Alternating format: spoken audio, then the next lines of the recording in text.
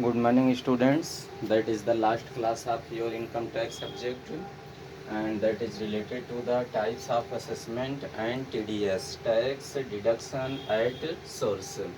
ये जो है आप लोगों के सिलेबस के अकॉर्डिंग आप लोगों की लास्ट क्लास है इनकम टैक्स की, जो कि संबंधित है कर निर्धारण के प्रकार एवं उद्गम स्थान पर कर की कटौती, जिसको शॉर्टकट में बोलते हैं TDS, और फुल फॉर्म इसका होता है टैक्स डिडक्शन एट सोर्स। कभी कभी फुल फॉर्म भी पूछा जाता है आपके एग्जाम में, टैक्स डिडक्शन एट सोर्स, और हिंदी में बोलते हैं उद्गम स्थान पर कर की कटौती।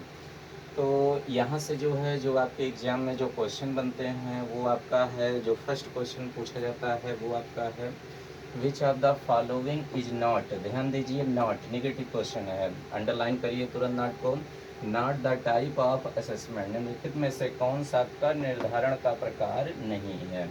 तो आप लोग जानते हैं जो डिफरेंट टाइप्स दिए गए हैं सेल्फ टाइप्स ऑफ असेसमेंट के, पहला दिया गया है सेल्फ असेसमेंट स्वयं का निर्धारण, बी में सेकंड ऑप्शन में दिया गया रेगुलर असेसमेंट नियमित का निर्धारण, सी ऑप्शन में दिया गया है बेस्ट जजमेंट असेसमेंट सर्वोत्तम निर्णय का निर्धारण, एंड फोर्थ ऑप्शन में दिया गया ना आता है बाबू उपरोक्त में से कोई नहीं। तो ध्यान दीजिएगा, पॉजिटिव वे में क्वेश्चन सोचेंगे आप तो गलत कर देंगे। तो पूछा है कौन सा प्रकार नहीं है, which of the following not the type, ये भी टाइप है सेल्फ असेसमेंट पहला है, दूसरा ये आपका होता है रेगुलर असेसमेंट, ये भी प्रकार है, बेस्ट जजमेंट भी ये आपका प्रकार है। तो तीनों जब सही हैं तो चौथा क्या होगा, नन ऑफ द अबव, उपरोक्त में से कोई नहीं। तो आप इसमें ऑप्शन कौन सा टिक करेंगे, डी ऑप्शन।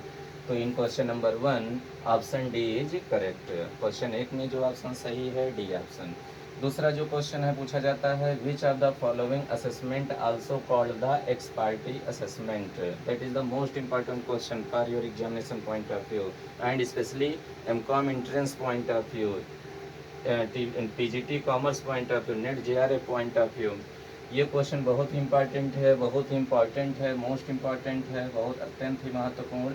पूछा जाता है निम्नलिखित में से कौन सा एक पक्षीय कर निर्धारण के नाम से भी जाना जाता है। एक्स पार्टी असेसमेंट को हिंदी में बोलते हैं एक पक्षीय कर निर्धारण।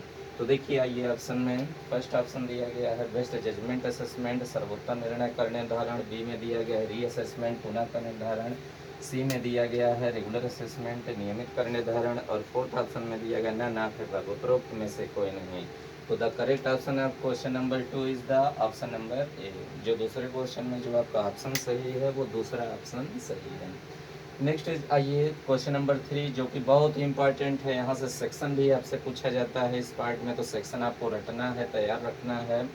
और यहाँ से जो क्वेश्चन पूछा जाता है जो डिफरेंट टाइप ऑफ असेसमेंट है, विभिन्न प्रकार के जो कर निर्धारण है, they are explained, they are defined in special sections of the income tax act 1961। जो विभिन्न प्रकार के कर निर्धारण है सेल्फ असेसमेंट से लेकर एक्स पार्टी आपका तक है, 5 प्रकार जो दिए गए 5-6 प्रकार, उसमें से जो आपके हैं हर एक पार्टिकुलर सेक्शन में डिफाइन है। तो वही आपसे पूछा जाता है आपके कंपटीशन में मैच करने के लिए किसमें कौन सा डिफाइन है। और इंडिविजुअली भी यहाँ से क्वेश्चन पूछा जाता है in which section self assessment is defined, किस धारा में स्वयं का निर्धारण को परिभाषित किया गया है। तो ये आपका है सेक्शन 140A में।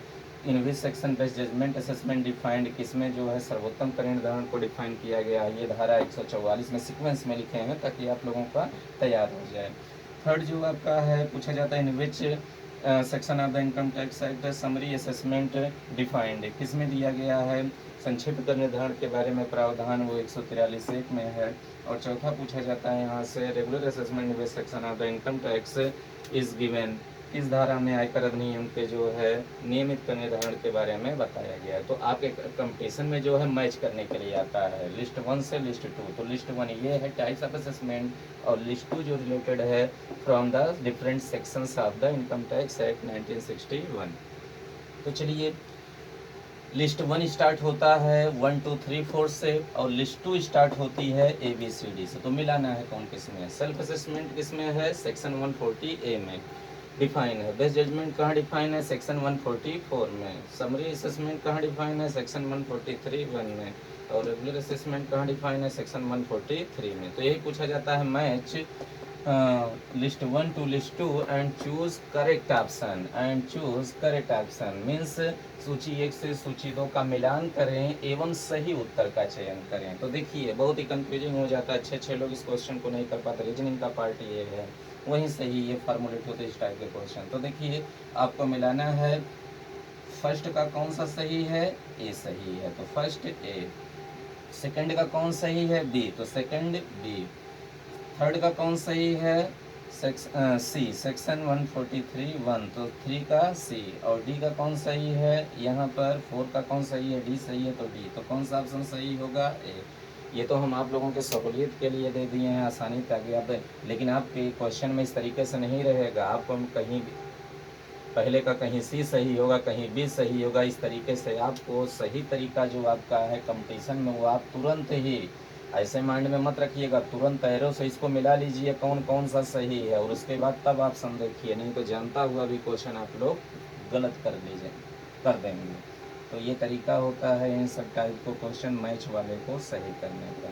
तो इसमें कौन सा क्वेश्चन सही है, आपका कौन सा ऑप्शन सही है in question number 3, that is the option A. तो यहाँ से 6-7 क्वेश्चन पूछे जाते हैं आपके एग्जाम में, और वो सारे क्वेश्चन को हमने एक ही क्वेश्चन में इंक्लूड कर दिया है। तो आप लोग बहुत इंपॉर्टेंट है question number 3 for every type of examination, academic BCom and all type of competitive examination, commercial and non commercial, हर जगह पर ये क्वेश्चन पूछा जाता है। नेक्स्ट जो आपका है, जो मोस्ट पॉपुलर क्वेश्चन है, जो कि शुरू से ही पूछा जा रहा है, अभी तक ये पूछा जा रहा है, ट्रेंड में ये क्वेश्चन है, पूछा जाता है the TDS means tax deduction at source, means deduction rate जिसको बोलते हैं, deduction rate on lottery, lottery पर जो कटौती की दर होती है वो कितने % है। तो ये तो आप लोग जानते ही होंगे, फिर से आप लोग रिवाइज कर लीजिए। ऑप्शन ए में दिया गया 10%, option B 20% given, in option number C 30% given, and in option D 40% given. तो डिडक्शन रेट क्या है, 30%, 30%। The correct option of question number 4 is option number C, C इसमें सही है क्वेश्चन नंबर 4 में।